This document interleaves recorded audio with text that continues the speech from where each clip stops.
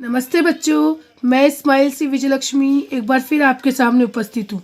बच्चों, आज हम बात करेंगे प्राइम एंड कंपोजिट नंबर यानी कि अभाज्य और भाज्य संख्याएं। प्राइम का मतलब होता है अभाज्य और कंपोजिट का मतलब होता है भाज्य यानी नंबर यानी संख्याएं।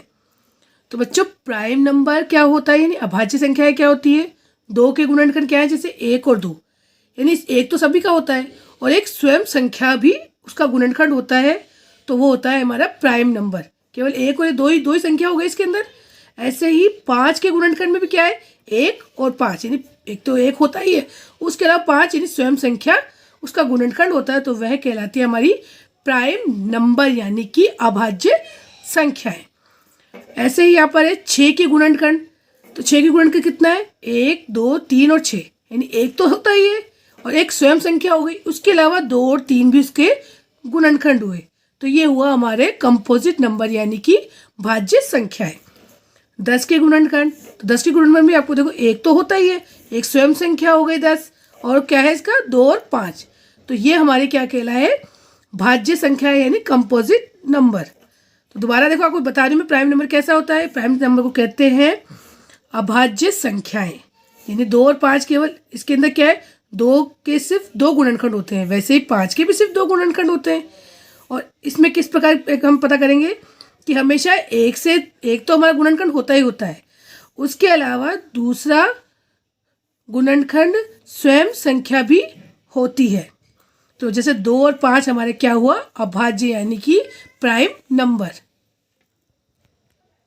बच्चों, प्राइम नंबर यानी अभाज्य संख्या वह होती है जिसमें हमेशा एक तो गुणनखंड होता ही है, उसके अलावा एक स्वयं खुद संख्या भी होती है। जैसे कि इसमें 2 और 5 बताए मैंने, उसके अलावा 7 भी हो सकता है, क्योंकि एक नंबर और 7 दो ही संख्याएं हुई इसमें। ऐसे ही 17 भी हो सकता है, उसमें 1 और 17, तो वह हमारी कहलाती है अभाज्य संख्या यानी प्राइम नंबर। दूसरा है कंपोजिट नंबर यानी कि भाज्य संख्याएं। इसमें हमने आपको बताया था अभी कि जैसे 6 हैं, तो 6 के इसके अंदर 2 से अधिक गुणनखंड होते हैं। जैसे हमने आपको बताया था 1 और 6 तो है ही, उसके अलावा 2 और 3 भी है, तो इससे ज़्यादा संख्याओं का गुणनखंड हो गए, यानी 2 से अधिक गुणनखंड है, तो हमारा 6 क्या हुआ? एक भाज्य संख्या यानी कंपोजिट नंबर। तो इसमें 10 भी हो सकता है और 15 भी हो सकता है, और भी कई संख्याएँ हो सकती हैं।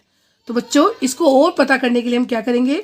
इनमें से कौन सा अभाज्य यानी प्राइम और कौन सा भाज्य यानी कंपोजिट संख्या है, ये हम पता करेंगे। तो कैसे करेंगे? जैसे 3 दे रखा है, तो 3 को मैंने करके दिखाया आपको। 3 बराबर इसका कितना है? 1 और 3, तो इसको मैंने आपको बताया एक तो स्वयं होता ही है, दूसरा कुछ संख्या जो हमारी दे रखी है वह गुणनखंड होता है, तो 2 ही है केवल, तो ये हमारा क्या कहलाएगा? अभाज्य संख्या यानी प्राइम नंबर।